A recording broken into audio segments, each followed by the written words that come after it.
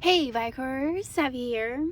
I cut my hair last night. I think it's pretty obvious this time. It was pretty impulsive and does not look that well, but I don't have annoying hair on the back of my neck, which is really nice. I hate when it does that. It's like a really big sensory overload. And so now we've got some big floofy going on, and yeah, I did it like well past midnight. That's not the point. The point of this video is talking about why it's important to talk about scary things. And um, in line with why I'm doing this is because I have been dealing with a lot of anxiety recently, like really, really bad anxiety. Like if I'm not like doing something, I'm just like pacing back and forth. And it's just really bad. Like everything is just like, really, really a lot. So I didn't recognize that this feeling was anxiety for a while, and it festered for a bit because I thought it was other things. And so now it's a long story, but as you follow along, perhaps you can see my videos and you can see how the story ends up to where I am today and why I'm sharing this. So the reason why I'm mostly sharing these things though is because last night I talked to somebody who I had seen for a while, one of my most favorite neighbor. I gotta admit, I have a favorite. Okay, I have a favorite neighbor, and who's always like listening to the same song, and it's just I just feel like I relate to this person a lot because they also work night shift, and so I'm up at night and I see them up at night, and so I was going for a walk and I just decided to talk to them, which is something I don't do much to the outside world. And I've just been a lot more social lately ever since my hospital experience because it gave me faith in humanity again. But I talked to this person and I shared like everything. I just spilled the beans. I was like, yeah, I was in the psych ward. I did these things and I feel this way. And am I a bad neighbor? Because I kind of always feel like I'm a bad person and a neighbor and all these things. And my fears were ruined because they were like, no, you're not. And also, you're awesome. And also, the world will never be better if with you without it, or something like that. I glitched, but just kept saying, never better, never better, never better. And now it's like it sticks in my head. So that really stuck with me very strongly. And so now I want to talk more about my experiences with other certain things that have happened. But I was like, why do I care so much about this?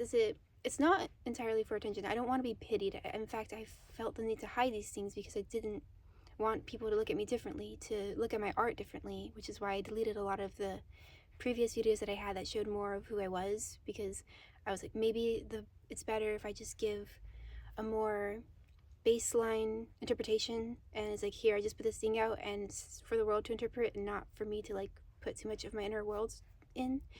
But with my previous experience and also with watching the Hit Me Hard and Hit Me Soft like movie, documentary, film, live show kind of thing, I saw it recently. I saw it in 3D.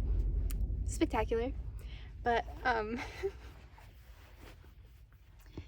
just the way that she was a lot more open, and her authenticity and her capacity to be vulnerable and to share different things. By her I mean Billie Eilish. And I'm a really big Billie Eilish fan, even though like I feel like people don't know how much of a big fan I am, because I'm not like, I feel like everyone's a big fan of Billie Eilish, but I really know a lot about her and I love her music so much, and she really inspires me to keep going, to keep doing what I do also. And so seeing the other fans talk about their experiences and how they appreciated how she was so open about her own struggles with mental health and her own struggles with certain more darker topics. And that's why I'm also more into her music, because she's able to turn this darkness into something so beautiful. And at times it can feel like you're romanticizing depression when you make art about it, but then other times it's just how it is. And it's just so amazing to see her doing really good at what she does now. And it's going to be like 10 years of her performing and doing music. And so I really love seeing people like, as they've I love just seeing people really good at doing what they're doing, like being really good at what they do.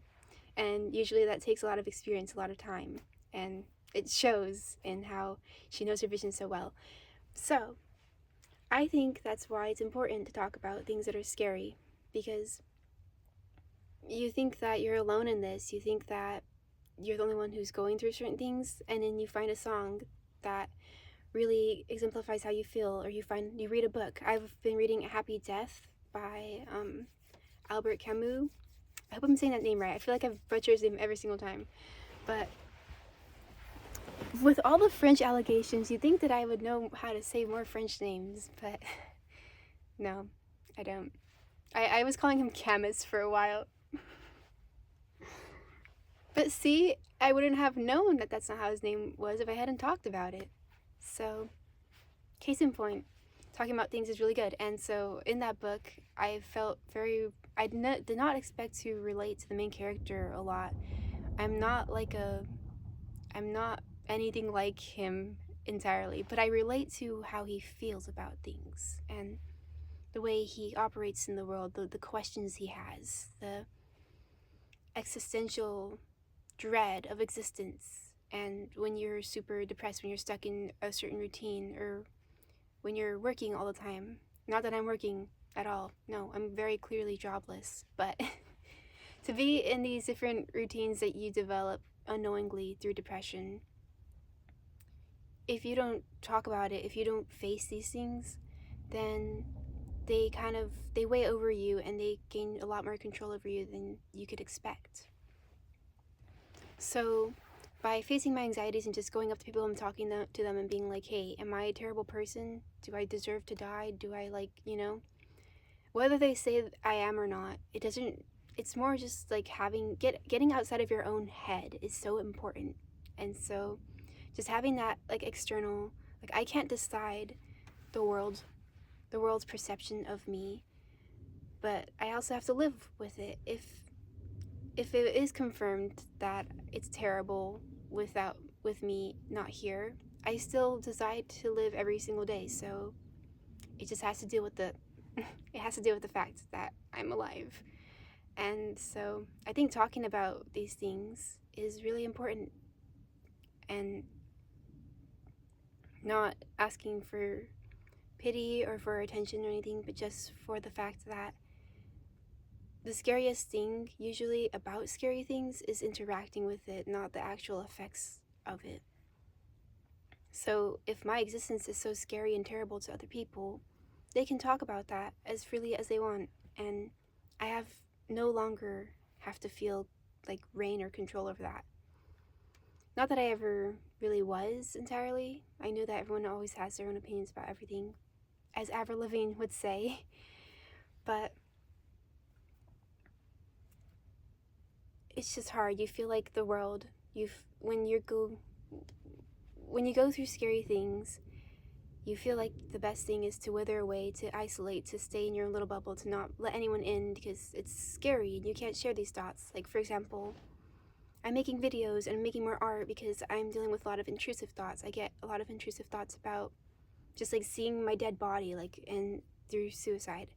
And it's I don't want to do that right now, but obviously my brain has been shaped in a way where that's just something that keeps showing up. And I'm planning to take some meds soon, so I also want to share my journey with medication and to destigmatize all of these things, because it doesn't have to be scary. Something that was really comforting about when I was listening to a video about how to deal with depersonalization and derealization and feeling very separate from your body and from reality, because for the past couple of days it feels like I've been watching myself more than being inside of myself. But the person from the video shared that the most scariest, I'm trying to think of how it was framed. There's no other side to going through depersonalization or derealization. When you go through these things, this is the worst it's gonna get usually. This is it. There's not, when you're separate, you feel like there's more, that you're just gonna keep flying and flying away like a balloon into the air. But no, that's not really how it works. You go through it, and to just really sit and accept that this is the experience I'm having right now, that even right now, I feel very I'm watching myself. And also I'm watching myself through the video, which is still a thing, but I feel like I'm watching myself from the corner over there. It's really weird, it's really strange, but I'm facing it. I'm accepting it. I'm saying like, hey, it's not gonna get any scarier than this because my brain is so powerful. And if I just keep trying to fear it, if I don't talk about it, and also I learned from that video by this person talking about scary things. So obviously this video is a really great video for like showing how talking about scary things is really important because I'm like, I'm so great. Even when I'm not being an academic, I have my sources, I have my resources, I have my points to make, and I make them pretty good. I like when I make them really good. I'll say maybe I have like no energy to want to provide sources, but if you want sources, I'll provide them if you really care. If you even made it to this long in the video. My viewership has tanked, and that's okay because I have one person who's commenting, and you know who you are, and thank you for being here. That's another thing is like censorship in YouTube wants you to not say the words, not to say the things, but since I'm probably not ever gonna get like monetized or anything, I have a lot more freedom to talk about what I'm going through and to face these things and to say the scary words, to say the scary things, and to have very little filter, which is something I think we could all use a lot more, to not be so like walking on eggshells because of censorship.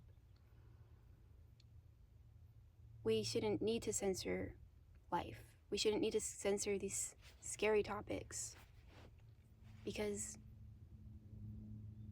what makes them scary is the fact that they seem scary more than actually being scary. Peace out, Firecore. I think I said what I needed to say. Be good to yourself.